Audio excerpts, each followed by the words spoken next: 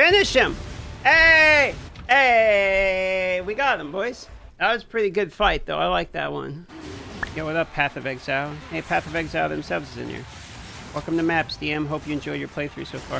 It was actually pretty hype, man. We just beat the boss. Okay, so let's do a quick review here. So 1 to 10, how was the Let's Play? So we went. I mean, I know I probably made a lot of mistakes, you know, because I kind of didn't know what I'm doing, to be fair. And I know it's probably a little bit of a boring build because we kind of went pure tank. Oh no, we tickle. But to be fair, I do that quite often. We died a few times. Definitely a bit of a learning curve. I can do this all day, exactly. I do have a ship. No one's saying anything.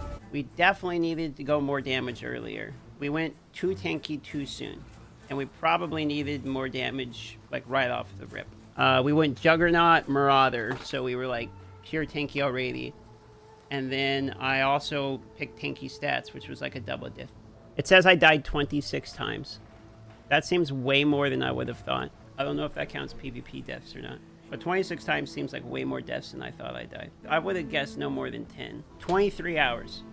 So I died an average of about 1 time an hour. We finished it at level 66. How much would you say chat helped you? I mean, a decent amount. People would answer questions. So if it's like, if I'm wondering something and I'm like, does this support gem work with this skill? You know, there's going to be a spam of no's in the chat. You know, that will obviously answer that question. I'll show you where we ended up on the skill tree. So we pretty much just took the first move we got, which was Shield Crush, and then just used it the whole time. So I picked anything that gave me life, anything that gave me regen, anything that gave me armor, anything that gave me resistance. And I was having problems with accuracy, so I ended up taking this because I didn't have any accuracy, which helped with damage. But basically, everything is HP, resistance, and elementos for the most part. So that was what we did. We took all shield stuff, which I actually don't regret. And pretty much everything was shield crush and shield charge. Oh, I missed the shield thing over here.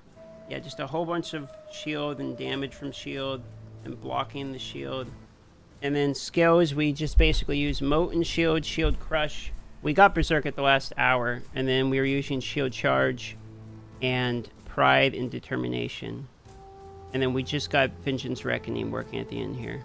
That was basically it, to be honest. It was mostly Moat and Shell, Shield Crush, Shield Charge. Press G. Troll G. You guys are just saying random shit now. Oh, what the fuck? It's another skill tree. Okay. Good lord. So this is like a skill tree for your maps? What the fuck? Are you kidding me? It's gonna take my whole life! I thought RuneScape would take forever. This system is pretty cool. There's nothing wrong with this system being added in the game. This is definitely... Like, there's not a lack of things to do in this game. Like, if what you want is a game to lose your life to, like, yeah, I get it. I get why Path of Exile and ExileCon has a fuckload of people that play it and show up to their events and stuff. Like, they put a lot into their game, so they have a lot of things for people to dig into and kind of experience their own way. I think this is probably one of those games where you probably actually feel fairly connected to your character, I would imagine, because it's one of those games that you spend so much time building it exactly like you want it. So you have a sense of unironic pride and accomplishment by time you've completed it or gotten to this stage. Because your character, you probably put just as many hours outside of the game as inside of the game. I mean, I would think. I could be wrong, but for some reason the comparison that comes to me is Eve. I don't know if you guys played Eve Online, but in my time with Eve Online, I definitely saw people that had a very deep connection with their character in the game. And they had built it over years, you know, making them have the exact right stats for the exact right build and the exact right ships. And I was actually quite a big Eve enjoyer. I understand Eve and PoE are not the same game, but just, you have to understand, I'm reaching for things in which to try to explain my thought process, so just roll with it. I understand they're different games, but the closest I've seen to how I would feel about this is Eve, where you spend a lot of time, like, trying to make something exactly the way you want it.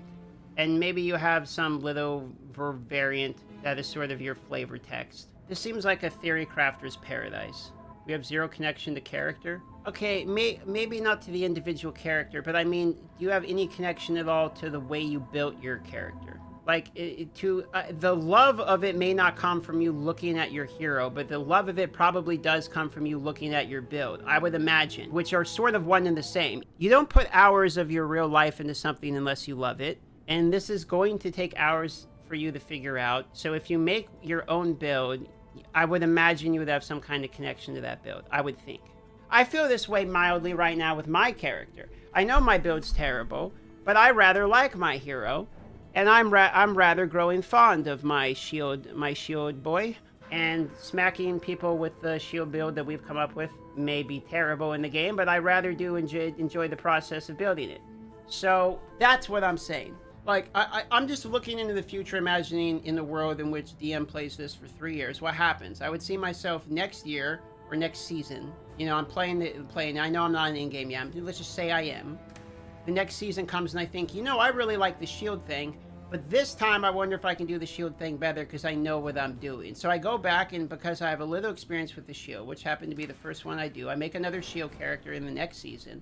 And this time I know that season's mechanic, because that season's mechanic was what I learned that time. And then I carry that knowledge forward.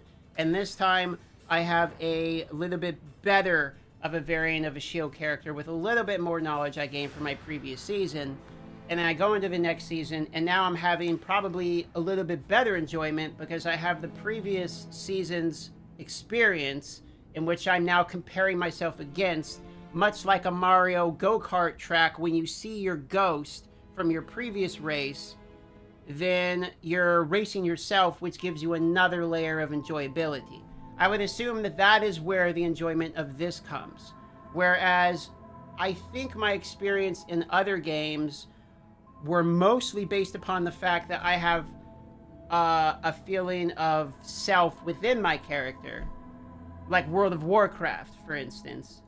So I took that character through raids and got that piece of gear, and I have memories and history with my character. Whereas with this one, I have memories and history from my build, in the process of building the character, which are innately different things.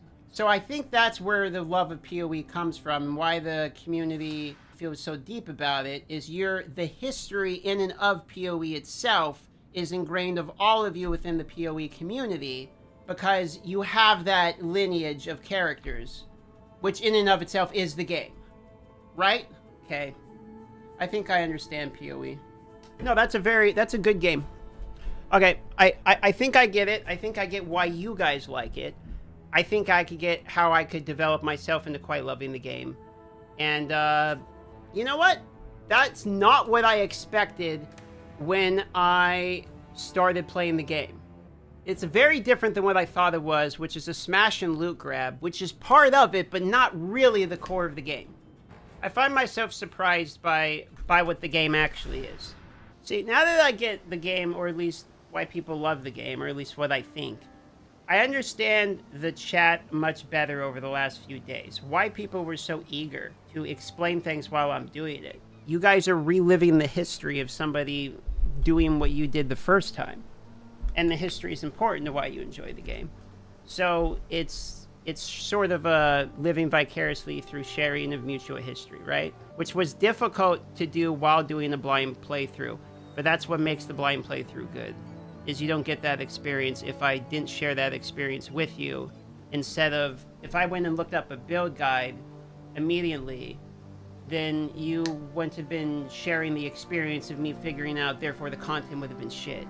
So going into future games that could be like that, I have to remember that. For at least games that already have a community and history behind them, it would be better not to know what I'm doing. I'm speaking from an entertainment perspective, not necessarily from like being good at the game perspective. I'm just thinking like in order to make the best content better. Some games will be good to do that with in the future.